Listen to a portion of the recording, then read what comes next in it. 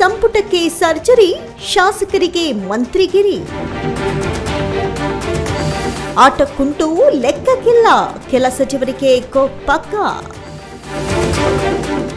ರಾಜ್ಯ ಸರ್ಕಾರದಲ್ಲಿ major ಸರ್ಜರಿಗೆ time fix ಆದಂತಿದೆ. ಮಾಜಿ ಸಚಿವ ಕೆಎನ್ ರಾಜಣ್ಣ ಹೇಳಿದ್ದ ಸೆಪ್ಟೆಂಬರ್ ಕ್ರಾಂತಿ ಅಕ್ಟೋಬರ್ನಲ್ಲಿ ಆಗುತ್ತಾ ಅನ್ನೋ ಕುತೂಹಲ ಮೂಡಿದೆ. ದೊಡ್ಡ ಮಟ್ಟದಲ್ಲಿ ಸಂಪುಟ ಪುನಾರಚನೆ ಗುಸುಗುಸು ಜೋರಾಗಿದೆ. ದೆಹಲಿ ಅಂಗಳದಲ್ಲಿ ಕೆಲ ಶಾಸಕರು ಲಾಭಿ ನಡೆಸೋದಕ್ಕೆ ಮುಂದಾಗಿದ್ದಾರೆ. ಇದನ್ನೆಲ್ಲ ನೋಡಿದ್ರೆ ದಸರಾ ಕ್ರಾಂತಿ ಫಿಕ್ಸ್ ಆಗೋ ರೀತಿ ಕಾಣಿಸ್ತಿದೆ. ಒಂದು ಕಡೆ ರಸ್ತೆ ಗುಂಡಿ ಗಂಡಾಂತರ, ಮತ್ತೊಂದು ಕಡೆ ಜಾತಿ ಗಣತಿ ಜಟಾಪಟಿ ಜಂಜಾಟ. ಇದರ ನಡುವೆ ಸಿದ್ದು ನೇತೃತ್ವದ ಸರ್ಕಾರದಲ್ಲಿ ಮತ್ತೊಂದು ಸಂಕಷ್ಟ ಎದುರಾಗಿದೆ. ಸರ್ಕಾರ ಅಸ್ತಿತ್ವಕ್ಕೆ 2.5 ವರ್ಷ ಕಳೆದಿದೆ. ಈಗ ಸಂಪುಟ ಪುನಾರಚನೆ ಸದ್ದು ಜೋರಾಗಿದೆ. ಮಧ್ಯಂತರ ಅವಧಿಯಲ್ಲಿ ಕೆಲ ಸಚಿವರಿಗೆ ಕೊಕ್ ನೀಡಿ ಶಾಸಕರಿಗೆ ಅವಕಾಶ ಮಾಡಿಕೊಡುವ ದೃಷ್ಟಿಯಿಂದ ಸಂಪುಟ ಪುನಾರಚನೆ ಮಾಡಲಾಗುತ್ತೆ ಎನ್ನಲಾಗ್ತಾ ಇದೆ. ಇದರ ನಡುವೆ ಕೆಲ ಶಾಸಕರು ತಮಗೆ ಈ ಬಾರಿ ಸಚಿವ ಸ್ಥಾನ ಬೇಕೇ ಬೇಕು ಅಂತ ಪಟ್ಟು ಕೂಡ ಹಿಡಿದಿದ್ದಾರೆ. ಇನ್ನು ಕೆಲ ಕೈ ನಾಯಕರು ಹೈಕಮಾಂಡ್ ಕದ ತಟ್ಟಿದ್ದಾರೆ. ಹೈಕಮಾಂಡ್ ಬಳಿ ಕೆಲ ಕೈ ನಾಯಕರು ಲಾಬಿ. ಯಾರು ಔಟ್, ಯಾರು ಇನ್, ಎಲ್ಲಿದೆ ಪಕ್ಕಾ ಲೆಕ್ಕ. ಇನ್ನು ಸಂಪುಟದಿಂದ ಕೆಲವರನ್ನ ಕೈ ಬಿಡುವುದು ನಿಚ್ಚಳವಾಗ್ತಾ ಇದ್ದು, ಕೋಕ್ ಕೊಡುವುದಕ್ಕೆ ತಯಾರಿ ನಡೆದಿದೆ.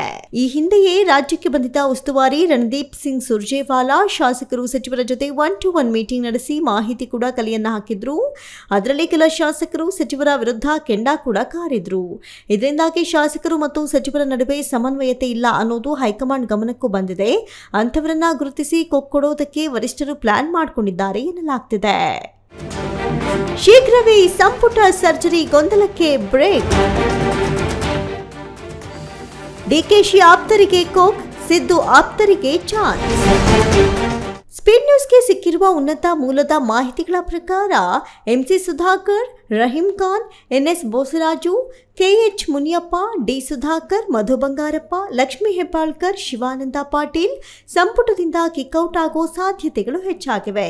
ಇನ್ನು ಸಂಪುಟಕ್ಕೆ ಯಾರು ಇನ್ ಆಗಬಹುದು ಅಂತ ನೋಡೋದಾದ್ರೆ ಪರಿಷತ್ ಸದಸ್ಯ ಬಿಕೆ ಹರಿಪ್ರಸಾದ್, ಅನಿಲ್ ಚಿಕ್ಕಮಾದು, ವಿಜಯಾನಂದ ಕಾಶಪ್ಪನವರ್, ಆಳಂದ ಶಾಸಕ ಬಿಆರ್ ಪಾಟೀಲ್, ಟಿ ರಘುಮೂರ್ತಿ, ಭದ್ರಾವತಿ ಶಾಸಕ ಬಿಕೆ ಸಂಗಮೇಶ್, ಮೈಸೂರಿನ ತನ್ವೀರ್ ಸೇಠ್ ಹಾಗೂ ಮಾಜಿ ಸಿಎಂ ಧರ್ಮ್ ಸಿಂಗ್ ಪುತ್ರ ಅಜಯ್ ಸಿಂಗ್ ಸಂಪುಟಕ್ಕೆ ಇನ್ನಾಗೋ ಪೈಪೋಟಿಯಲ್ಲಿದ್ದಾರೆ.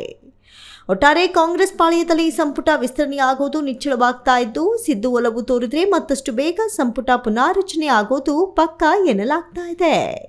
Jagadish, speed news, Bengaluru.